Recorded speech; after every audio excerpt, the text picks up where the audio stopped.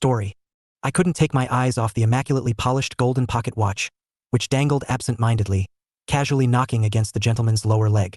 Either he didn't feel it knocking against him, or he was just simply ignoring the sensation that was unknown to me. All I knew was that I had to have it. It called to me in a way I had never felt before. I had to have it, and it must be mine.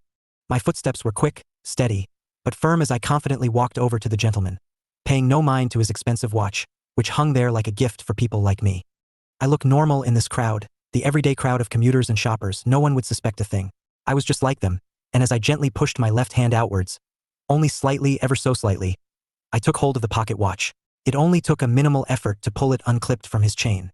I left no time for him to turn around and check the sudden seizure in the steady, almost rhythmic tapping he had been feeling against his leg. I was gone from the everyday crowd and gone from the sight of the stupid gentleman who left me his watch on a plate. I turned the corner and headed down the long and narrow alleyway. He would only search for a shadow if he even tried looking for me now.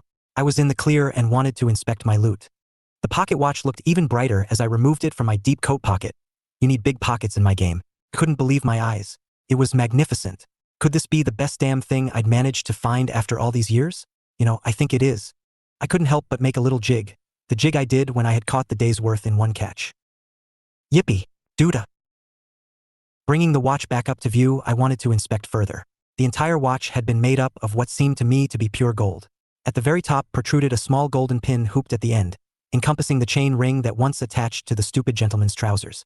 The golden pin at the top interested me with its spiraling design. The watch face was the brightest white I had ever seen, with its Roman numerals ringing around in a hand-drawn stencil. Its solid gold hands ticked around, and the golden cogs and gears inside could just about be seen through the small, rounded glass window. I could see how each cog ticked and turned around with each hand. But my attention was drawn back again to the pin on the top. Was it a button?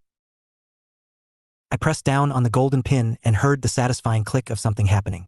I watched in anticipation as the cogs began to spin around faster and faster. They were sending the hands twisting around quicker than my eyes to process when all of a sudden, it stopped, and a great boom bounced and slapped my eardrums around, sending me careening to the ground. My head had nearly smacked the hard tarmac pathing, but I was lucky to immediately get my hands out in protection. Unfortunately, it caused me to drop the pocket watch, which flew out of my hand and traveled some distance away from me. My hands had cushioned the fall, which had cut and torn the whole thing. Blood was beginning to trickle out of the wounds in both my hands, covering my palms in a crimson red. They hurt, but the watch was still the main focus of my mind. I could fix my hands, but I couldn't fix myself a meal without that damned watch. I drew my head upwards in search of the watch when I noticed the large brick walls sandwiching me into the alleyway were no longer surrounding me. The alleyway had disappeared entirely, or well, no. Had it been destroyed? What the hell is going on?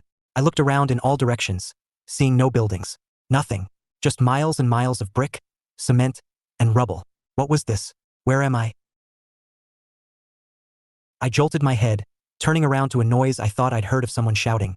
But when I looked, there was no soul in sight, just miles in all directions of rubble and destruction. It was shimmering and glinting in the sun, which beamed down on me without any protection or shade from any buildings.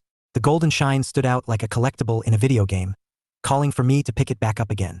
I did, collecting it quickly and rubbing my thumb across the watch's glass front, clearing away the dust. When I noticed the back felt harsh and sharp instead of smooth and straight, I turned the watch around and saw the great big gash in the goddamn thing. The cogs had stopped working and some had seemed to have gone missing, the smaller cogs that had fit through the cut. It was broken. The damn thing was broken. Just my goddamned luck. I slumped down onto the ground, sharp concrete grating into my shin, causing me to cringe. I was lost. I had no clue where I was.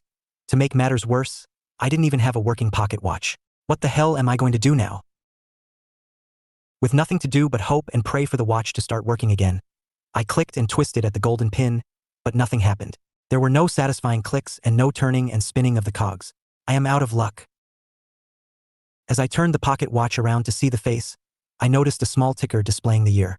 I hadn't noticed it before but took in the number it read on the ticker. The year on the ticker read, next year?